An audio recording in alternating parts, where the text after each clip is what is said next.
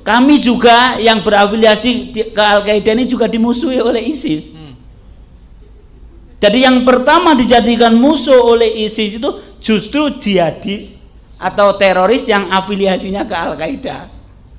Nah seperti ini tantangan. Oleh karena itu bahwa kita yang cinta NKRI ini harus semua. Halo, Assalamualaikum. Bom Bali saat itu sangat dahsyat. Orang banyak yang kaget. Apalagi di televisi sangat banyak sekali pemberitaan tentang bom Bali. Saya kira orang itu melakukan hal seperti itu, hal jahat seperti itu yang utama di otak mereka itu apa? Jihad. Tapi alasan jihad ini aneka macam jenisnya. Tidak semua itu sama. Kalau seperti ayat dalil yang mereka pahami itu hanya pendorong. Bisa juga karena alasan keadilan, alasan hukum dan lain sebagainya, itu bisa juga memicu, tapi sedikit. Dan kalau yang kemarin kita lihat itu orang demo atau apa itu, atau bahkan orang-orang kelompok intoleran itu karena katanya keadilan, itu bullshit saya pikir. Walau ada di situ konteksnya orang melakukan hal-hal seperti itu, tapi yang utama ini nggak di situ. Yang utama karena pemikirannya itu apa? Hanya mau apa? Dia setuju tentang negara Islam, khilafah lah bahasa umumnya. Ya seperti itu. Sesungguhnya di situ bukan karena keadilan itu bisa ada di mana saja. Sudah rumus dan hukum alam. Keadilan tidak adil itu selalu ada. Dan bagi mereka mungkin karena apa? Mereka nggak percaya keadilan versi lainnya selain hukum Islam. Versi mereka lagi ini. Padahal yang tidak mereka sadari ini negara sudah negara Islam. Negara Darul Salam tepatnya. Kan seperti itu. Kesepakatan berbagai macam suku, berbagai macam agama. Mirip di zaman Kanjeng Nabi Muhammad, kesepakatan antara berbagai macam agama, suku dan lain sebagainya. Kesepakatan apa? Untuk hidup bersama, damai bersama, menjalankan agama sesuai perintahnya masing-masing. Kan seperti itu, makanya pengikatnya itu Pancasila itu. Dan ini video dari Ali Imran. Mungkin orang ini satu-satunya ya, orang yang bisa dibilang ex-teroris yang bisa selamat sampai sekarang. Dan dia berjasa banyak dalam deradikalisasi. Memang ada yang bisa seperti Ali Imran, apalagi yang suka teriak-teriak lantang gitu. Si Ali Imran saja sudah tobat. Makanya kalau yang masih menginginkan negara Islam, lalu dia melakukan upaya politik, menelusup, masuk, bonceng dan lain sebagainya, tetap akan percuma gitu loh. Karena negara ini sudah berbentuk negara Darul Salam, negara kesepakatan. Oke, sampai sini. Oh ya, lihat dulu nih videonya Ali Imran. Masalah deradikalisasi itu saya merasa saya yang paling tanggung jawab. Oke. Untuk mengembalikan pemikiran itu. Oleh karena itu saya sampai konslet sama kakak saya Ali Gufron alias Mukhlas dan Amrozi, plus kawan saya satu leteng di Afghanistan Imam Samudra, ketika kami sama-sama sudah ditangkap di Mapolda Bali. Waktu itu saya ajak, ayo kita sadar, bom Bali kita niatkan untuk jihad. Kita harus ingat, jihad sejak zaman disyariatkannya oleh Allah kepada Nabi Muhammad. Kalau jihad itu kalah, pasti ada kesalahan. Nah, kita ini sudah ditangkap, berarti artinya bahwa kita ini kalah. Bom Bali belum 1 bulan Amrozi sudah ditangkap. 3 jam kemudian saya DPO. Jadi saya ini yang disebutkan Amrozi, kedua setelah dia yang terlibat pelaku bom Bali. Artinya bahwa sekarang mayoritas tokoh pengebom Bali ini sudah ditangkap. Ayo kita sadari bahwa ini jihad yang salah. Tapi akhirnya tetap ngotot bahwa saya yang disuruh tobat. Nah, sudahlah, akhirnya kita pisah. Akhirnya saya sejak itu mengkampanyakan untuk deradikalisasi. Nah, kesulitan saya sampai sekarang ini, Mas, saya lakukan selama 17 tahun di penjara ini, tidak ada waktu sedikit pun kecuali deradikalisasi, baik melalui media atau melalui orang besuk, selalu saya tekankan. Sampai pernah Nurdin M. Top sama Dr. Azhari ketika masih ada itu saya pesankan, kasih tahu 2 orang itu, jangan melakukan aksi lagi ya. Kalau masih melakukan aksi, jangan disalahkan saya kerjasama polisi nangkap mereka. Sampai seperti itu. Dan murid-murid saya, binaan saya, sejak pertama sudah saya kirimi surat, saya pahamkan.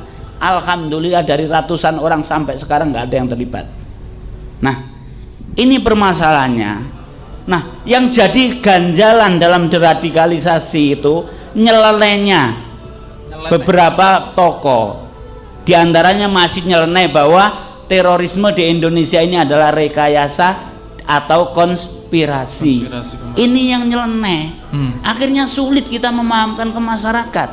Kita ajak untuk deradikalisasi bersama-sama, karena deradikalisasi itu tidak cukup tanggung jawab saya sebagai mantan dan tobat, nggak cukup.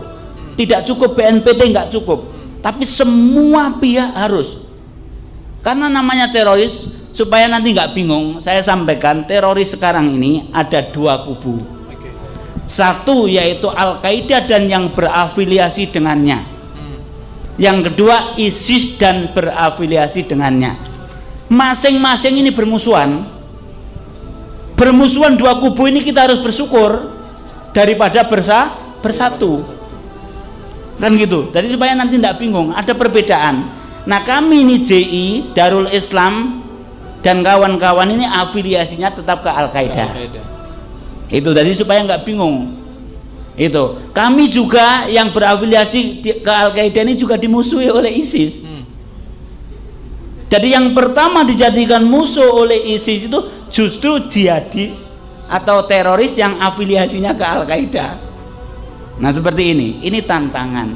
Oleh karena itu bahwa kita yang cinta NKRI ini harus semua pihak harus terlibat dalam deradikalisasi. Kalau yang misalkan belum tahu caranya bagaimana, monggo sowan besok saya ke Rutan Narkoba Polda Metro Jaya. Saya akan terima, saya akan kasih resep-resep bagaimana di masyarakat untuk menghadapi ideologi mereka ini, baik yang ISIS ataupun yang Al-Qaeda. Oke.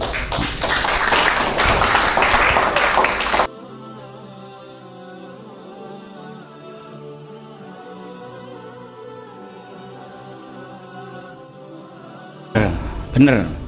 Tapi kan saya kan hanya merekomendasikan ke saya. Bukan ke yang lain. Kalau ke yang lain nanti bahaya. Makanya sering saya sampaikan, terutama ke Pak Ibnu sebagai Densus BNPT itu begini, sampean jangan mudah percaya sama teroris kecuali sama Ali Imron. Beda, karena saya sudah teruji. Kan gitu.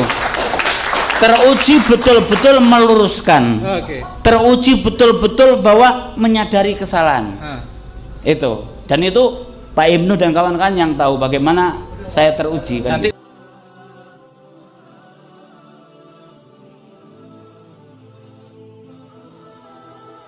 tentang intoleransi dan anti keberagaman itu, saya sebagai teroris itu justru kaget. Maksudnya kaget? Kagetnya begini. Saya ikuti apa istilahnya gonjang-ganjing itu pasca kasus Ahok. Di media, di macam-macam itu kok masyarakat ini yang muslim maksudnya kok lebih brutal daripada teroris saya gitu. Iya. Kan gitu. Maksudnya begini, dalam komentar, dalam hal-hal yang berhubungan dengan intoleransi dan anti keberagaman itu kok saya itu kan sudah nggak ada di Indonesia ini yang sebesar saya keterlibatannya teroris sampai sekarang. Saya ditangkap, BB saya, barang bukti saya masih 2 ton bom, M16 masih 7 pucuk, peluru ribuan dari berbagai kaliber, TNT masih 20 kilo. Jadi keren kan gitu. Kemudian hingga sekarang belum ada yang menyamai teroris di Indonesia. Ya jangan sampai ada, Mas. Maksudnya begini, artinya bahwa belum pernah ada teroris yang berani membawa 1 ton bom kecuali saya. Itu kan yang bunuh diri itu kan belum lancar nyetirnya. Jadi mau bunuh diri itu minta diantar oleh korlapnya, coba mendekati Sari Club baru saya kasihkan itu. Nah, ini kan sudah paling atas lah, kalau radikal itu paling atas, teroris paling keren lah katakan, paling atas.